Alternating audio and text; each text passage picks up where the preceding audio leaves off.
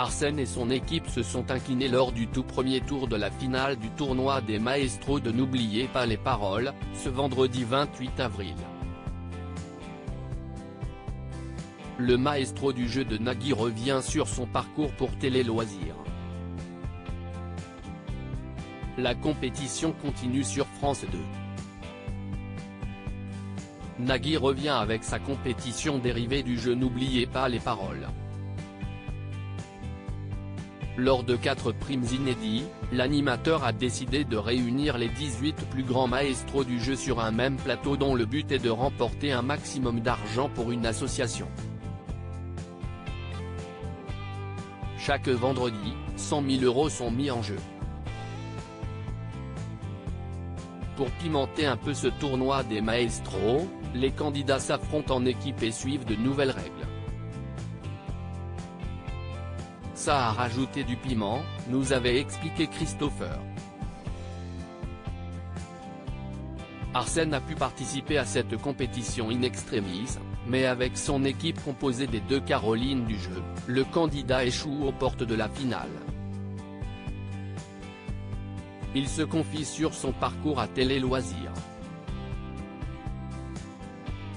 Arsène de N'oubliez pas les paroles, sa dernière chance de remporter le tournoi des maestros Télé Loisirs. Dans quel état d'esprit étiez-vous pour cette finale? Arsène, serein, sérieux et concentré. Plus serein que d'habitude peut-être parce que là, c'était mes tout derniers tournois, j'ai pu participer vraiment in extremis.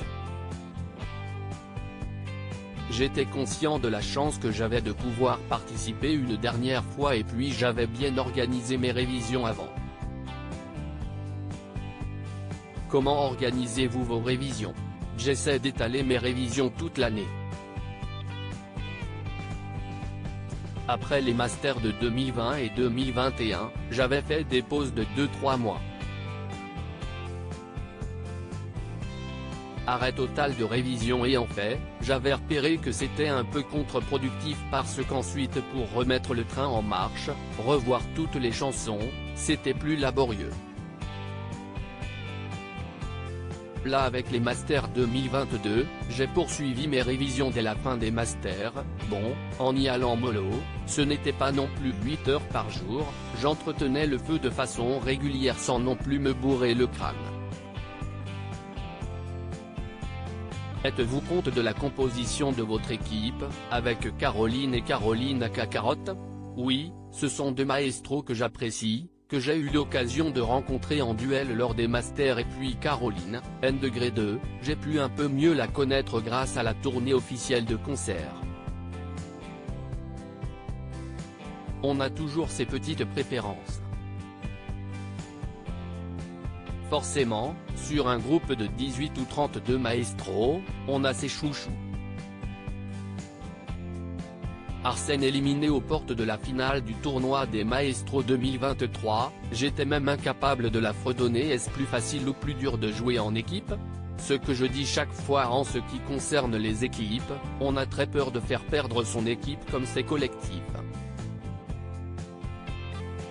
Mais en même temps, on se dit que si on perd, ce n'est pas forcément de sa faute à soi. La responsabilité est diluée et partagée.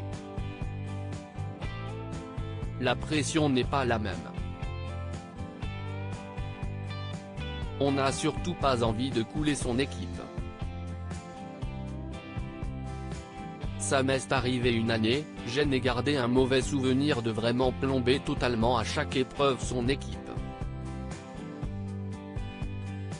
C'est très bon enfant. Votre équipe perd en premier sur la même chanson, pas trop déçu? Là, c'était une même chanson que je ne connaissais pas du tout. J'étais même incapable de la fredonner. Pourtant en général, j'ai du flair sur les chansons qui ne sont jamais tombées en même chanson et qui pourraient tomber et là, je ne l'avais pas du tout vu venir. Du coup, je n'ai pas pu être très utile sur ça. C'est Carotte, surnom de Caroline, note de la rédaction, qui a commencé sans être très sûre d'elle et puis on n'a pas réussi à aller suffisamment loin. Là, pour le coup, si est dommage, ce n'est pas de chance. Du coup, je n'ai pas de remords ou de regrets, parce que c'était vraiment une chanson que je ne connaissais pas du tout. Margot, la haine degré 1 de N'oubliez pas les paroles, une candidate admirée. Margot et son équipe gagnent le tournoi des maestros, êtes-vous content pour elle? Je suis content, en plus c'était une belle équipe.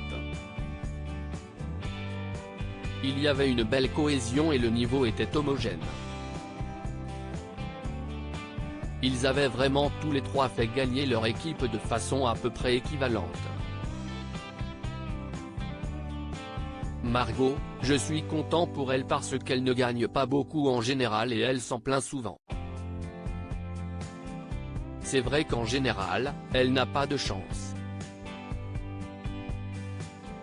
Au master, chaque fois qu'elle a perdu, c'était vraiment un coup de pas de bol, une mal-aimée qu'elle ne connaissait pas ou un mot. En général, ça se joue toujours à peu de choses. On sait qu'elle fait partie des plus fortes parmi les plus fortes et elle aurait pu mériter de gagner à chaque fois, mais jusqu'à présent, elle n'a pas eu de chance. Là, son résultat final est le reflet de ses capacités qui sont indéniables. À lire aussi Arsène, n'oubliez pas les paroles, cette étonnante raison pour laquelle le maestro participe au tournoi des maestros 2023.